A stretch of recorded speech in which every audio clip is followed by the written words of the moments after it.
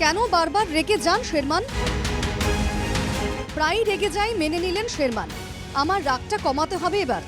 কলগাছিয়ার বালাগামে রাইজর দলের বিশাল গণসমাবেশে সভাপতি অখিল গগৈয়ের সঙ্গে একই মঞ্চে উপস্থিত ছিলেন কংগ্রেসের সাসপেন্ডেড বিধায়ক শেরমান আলী আহমেদও। স্বভাবজাত ভঙ্গিমায় উপস্থিত কর্মী সমর্থকদের সম্বোধন করেন শেরমান।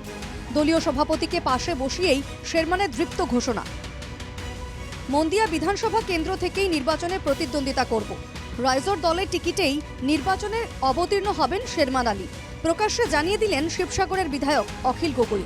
আমাৰ শেৰমান আলী ডাঙৰীয়া 2026 চনৰ বিধানসভা নিৰ্বাচনত আমাৰ ৰাইজৰ দলৰ হৈ নিৰ্বাচনত অৱতীৰ্ণ হ'ব। আমাৰ দলৰ মঞ্চত এই সম্পৰ্কে বিবেচনা কৰি ইতিমধ্যে সিদ্ধান্ত লোৱা হৈছে। নিম্ন অসমের সবচেয়ে প্রিয় নেতা হবেন শেরমান। সংখ্যালঘুদের অপ্রতিদ্বন্দ্বী নেতা হয়ে উঠবেন শেরমান। শেরমান আলীর ভূয়সী প্রশংসা করলেন অখিল গগৈ। সমগ্ৰ অসমৰ ৰাইজৰ দুখীয়া মানুহবিলাকৰ প্ৰশ্নটোক লৈ মাত মাতে আৰু এজন সঁচা সঁচি জনা শুনা এজন বিধায়ক।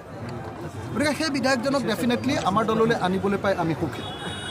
মই ভাবোঁ যে সমগ্ৰ অসমত যেনেকৈ মই কাম কৰি থাকোঁ, এতিয়া শেৰমান আলী ডাঙৰীয়াই নামনি অসমত এতিয়া আমাৰ দলত যোগদান কৰাৰ পাছত গোটেই নামনি অসমখনেৰে তেখেত লিডাৰ হ'ব পাৰিব।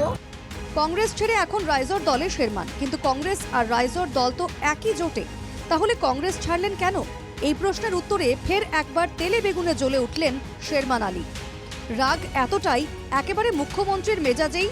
আপনি কোন চ্যানেলের সাংবাদিক বলেও পাল্টা প্রশ্ন ছুড়ে দেন বাঘবরের সাসপেন্ডেড বিধায়ক। তারপর বক্তব্য রাখতে গিয়ে আবার অনুতাপ, আমার বয়স এখন 62, এখন রাগটা কমাতে হবে। জনগণের কাছে ক্ষমাও চাইলেন শেরমান আলী। সমস্যাটো হল কি, এই যেটো অলপ শর্ট টেম্পার খিটখিটিয়া মেজাজ অতীতৰ যদি কাৰোবাৰ মনত দুখ দিছো ক্ষমা কৰিব, আৰু মই চেষ্টা কৰিছো আল্লাহ তাআলাৰ ওচৰত দোৱা কৰিব।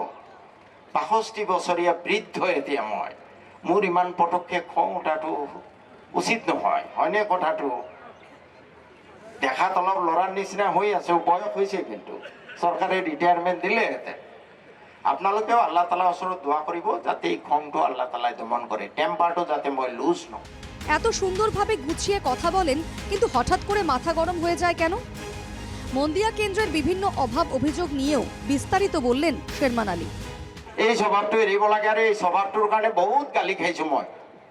গুৱাহাটী ইউনিভাৰ্চিটিৰ প্ৰফেচৰ মান্নান ছাৰ মোক বিৰাট ভাল পায়, সদায় গালি দিয়ে, শেরমান তোমাৰ ইমান পটককে কি খং উঠে, ইমান ভাল কথা কোৱা। প্রশংসা করলেও শেরমানের রাগ নিয়ে ওয়াকিবহল অখিলও। শেরমান দাকে রাগটা একটু কমাতে হবে। আৰু মই ভাবোঁ যে শেৰমান দাই অকণমান খংটো কমাব লাগিব। খালি অকল খংটো কমাই দিলেই, মই আপোনালোকক কথা দিছোঁ, আপোনালোকে চাব অসমৰ ৰাজনীতিৰ সংখ্যালঘুসকলৰ আটাইতকৈ ডাঙৰ ৰাজনীতিক ৰূপে এই অসমৰ রাজনৈতিক ইতিহাসত তেখেতে নাম লিখি যাব। এবারই যে প্রথম এটা হয়েছে এমন নয়, এর আগেও একাধিকবার একাধিক অনুষ্ঠানে সাংবাদিক সম্মেলনে হঠাৎ করেই রেগে উঠতে দেখা যায় শেরমান আলীকে। তবে এবার থেকে রাগটা একটু কমাতে হবে আহ্বান অখিলের। শেরমানের হঠাৎ করে রেগে ওঠা আবার কোনো বিরূপ প্রভাব ফেলবে না তো?